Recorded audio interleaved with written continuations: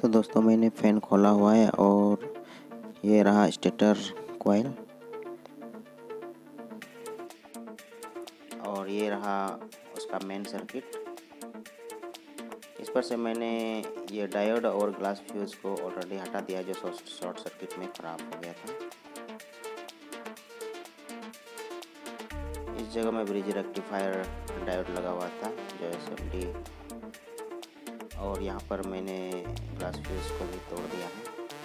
इस जगह में ये डायोड पूरी तरह से शॉर्ट था जिसकी वजह से आप टेस्ट लैंप से चेक करेंगे तो आपका टेस्ट लैंप ग्लो करेगा। ये हाई वोल्टेज की वजह से हुआ था। ये दो ही सामान ख़राब है तो लगा के देखेंगे। ये मैंने एक ग्लास फ्यूज़ 2 नंबर और एक ब्रिज रेक्टिफायर डायोड जो IC के रूप में है, SMD वाला ये ब्रिज रेक्टिफायर डायोड है। तो सेम ही साइज़ का है और इसमें पोलैरिटी दिया हुआ है।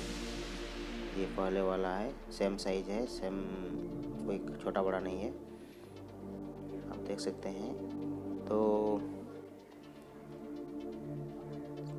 चारों लेग एक जैसा ही है।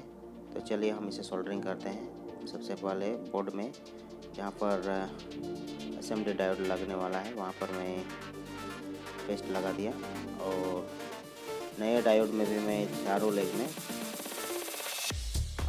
पेस्ट अप्लाई करके उस पर थोड़ा लेड चढ़ा देते हैं ताकि हमें किसी भी में सोल्डर करते समय थोड़ा इजी लगे।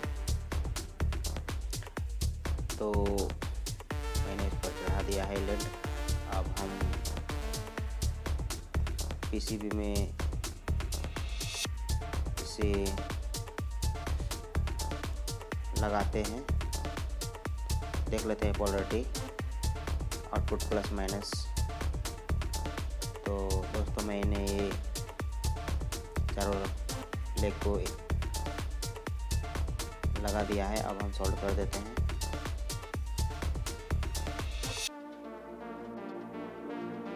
बिल्कुल अच्छी तरह से सोल्ड हो जाना चाहिए। थोड़ा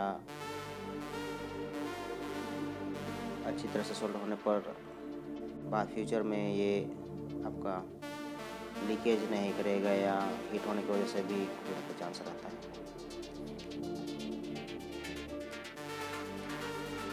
और अब हम इसका ग्लास फ्यूज को भी सोल्ड कर देते हैं। आधा भाग इसी में रह गया था, तो चलिए इसे हम वायर स्टिकर की वजह से हटा दिए। अब हम इसका कुछ ग्लू लगा हुआ है, इसे भी हम क्लियर कर लेते हैं इसके होल को जहाँ हमें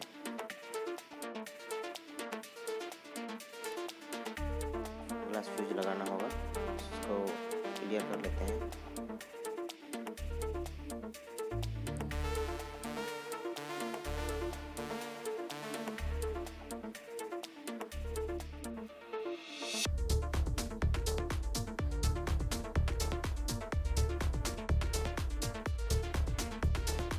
तो लगभग PCB के होल को मैंने क्लियर कर दिया है।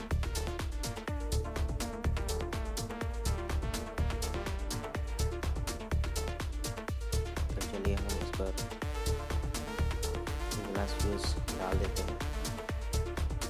इस पर कोई पोलैरिटी नहीं होती है। तो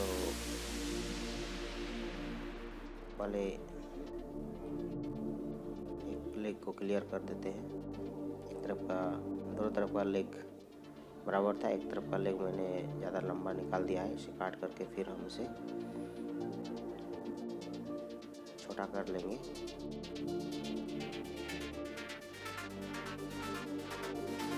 काट देते हैं और इसे हम दूसरे वाले में सपोर्ट लगा देते हैं क्योंकि दूसरे वाला लेग थोड़ा छोटा पड़ गया है। तो इस पर भी हम से एक लेग को अच्छी तरह से बराबर में जोड़ देंगे।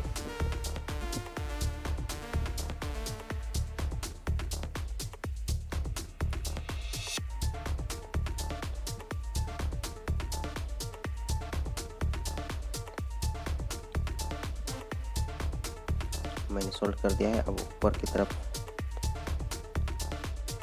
जो छोटा बड़ा सिरा है उसे भी हम नीचे वाले से जो मैंने एक टर्मिनल निकाला है उसके साथ जोड़ देंगे।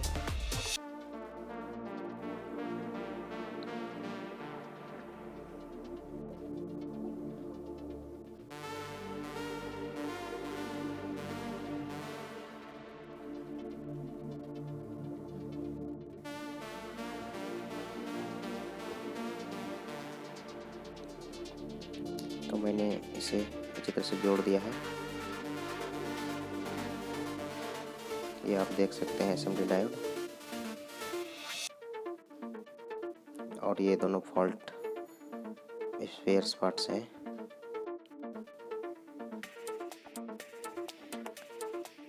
तो चलिए हम अब इसका टेस्ट लैंप से शॉर्टिंग चेक कर लेते हैं, ताकि शॉर्टिंग पॉइंट रहना नहीं चाहिए। शॉर्टिंग रहने के वजह से फिर से हमारा सर्किट उड़ सकता है अगर हम इसे डायरेक्ट करंट देंगे तो चलिए हम इसे टेस्ट लैंप के द्वारा चेक करके कंफर्म कर लेते हैं डायोड को।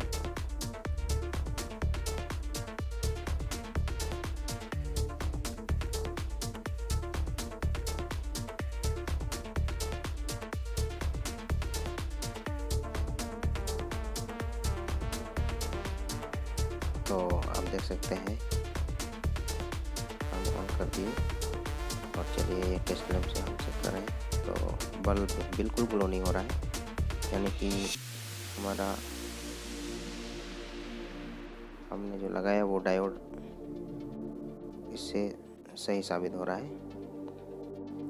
और पहले जो है ये टेस्ट लैंप जलता था जब ये शॉर्ट सर्किट हुआ था।